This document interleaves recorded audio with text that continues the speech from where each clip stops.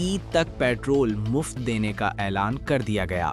जी हां, पेट्रोलियम मसनूआत की कीमतों में होशरुबा इजाफे से परेशान मोटरसाइकिल सवारों को ईद तक पेट्रोल मुफ्त फराहम करने का ऐलान कर दिया गया।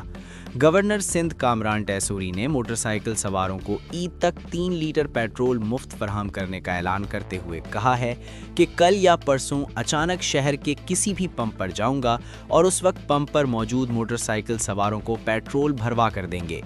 कामरान टैसूरी ने कहा कि जो लोग महंगाई के दौर में 1000 रुपए का पेट्रोल नहीं दिलवा सकते, उनके लिए ये ईद का तोहफा होगा। इस वक्त खित्ता हालत जंग में है, दुआ करें इसमें अमन कायम हो। उन्होंने मजीद कहा कि जंग तवील हुई तो पेट्रोल और अशियाए खुर्दनोश की कीमतें बढ़ेंगी। वज़ीर आज़म शहबाज शरीफ के किफ़ायत शारी प्लान पर हमें भी अमल करना है। उनका कहना था कि गवर्नर हाउस में आखिरी अशरे की तमाम इफ्तार पार्टियां मनसूख कर दी हैं, ताहम शहरियों के लिए उम्मीद रमज़ान दस्तरख्वान बदस्तूर जारी रहेगा।